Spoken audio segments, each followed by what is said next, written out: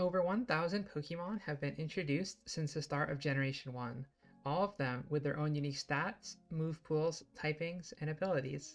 Ideally, a Pokemon's ability aids it in battles, just like any other attribute available to it.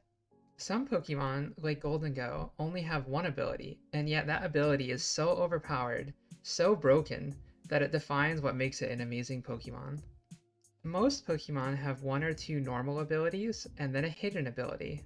It's not uncommon for a Pokemon to have 3 abilities in total. What is uncommon is having all 3 of your abilities be completely useless.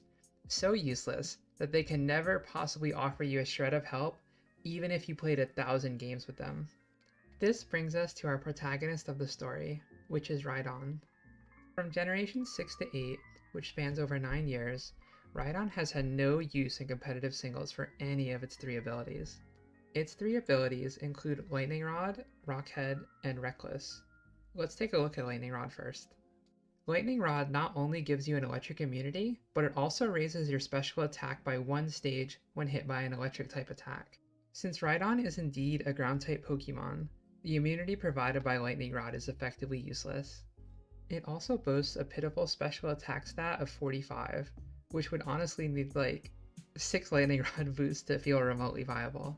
It's a fairly rare ability, and for non-grounded types can actually be quite useful. For instance, Mega Sceptile has access to Lightning Rod. Suddenly, a Pokemon with a decent special attack stat not only gets a +1 boost, but also becomes an electric immunity, which is a critical role in competitive singles. Let's take a look at Rhydon's other 2 abilities. They include Rockhead and Reckless. Rockhead allows you to avoid recoil damage from moves. It doesn't block recoil from things like Life Orb or Struggle, but it will work on things like Double Edge. And sure enough, Rhydon does indeed have access to Double Edge. But if you recall the PU analysis from Rhydon that I showed earlier, neither set actually recommends you use Double Edge. Stealth Rock is fairly mandatory, and further, its stab moves of Stone Edge and Earthquake are just way too useful. Even before factoring in the same type attack bonus, Stone Edge and Earthquake both hit pretty hard at 100 base power, and further, they have great combination coverage. Swords Dance gives you access to serious breaking power using its already high attack stat of 130. Frankly, I would run Surf for other Rhydons before running Double Edge. So, now we know that Rockhead unfortunately is also useless. Let's look at its 3rd ability. It's called Reckless. Wow, that sounds really powerful. It must be viable. Finally, we have a good ability for Rhydon. Oh, in the cruelest twist possible, Rhydon has 2 abilities that revolve around recoil moves. Reckless gives you a damage boost to your recoil moves, which honestly maybe could be used on something like Swords Dance and Double Edge in theory, but in reality, Reckless is just as useless as its other 2 abilities. The most use Rhydon maybe could have out of its abilities is tanking an electric move and getting a +1 special attack boost. After doing that, you then have your opponent switch into Rhydon as you click Surf, and proceed to do 40% to the opposing Rhydon. This sounds fine in theory. After all, Rhydon is not known for its high special defense stat, and it's a 4x super effective move, and its +1 special attack. But tragically, if you look at the damage calc, Earthquake is still doing more damage.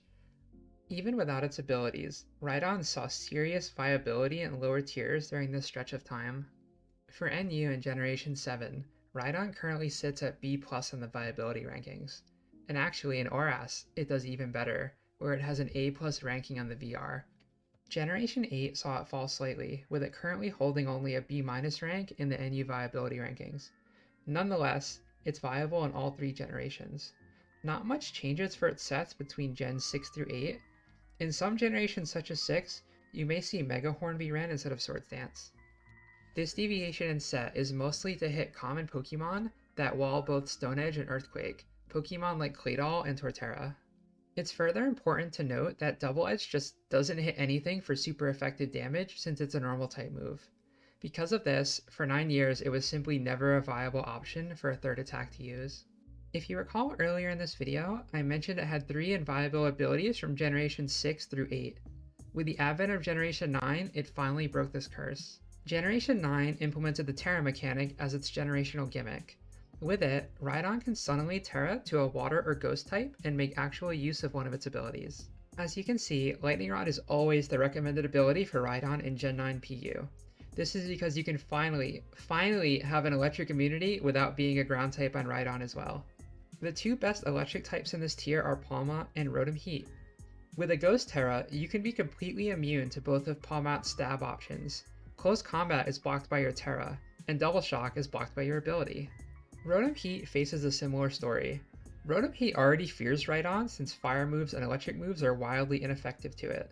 Nonetheless, if you're ever forced into a Water Terastallization on Rhydon, you still maintain the same defensive profile, even though electric moves would normally obliterate a Water-type Pokemon.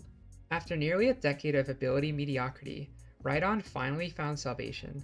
It may require exhausting your Terra, but it officially can make use of one of its abilities in the modern era of singles. If you made it this far, consider liking and subscribing. I plan to do much more storytelling content in the future, and I'll only get better at it, both in a storyboarding kind of way and also in an editing way. With that, I hope you have yourself a great day. Bye!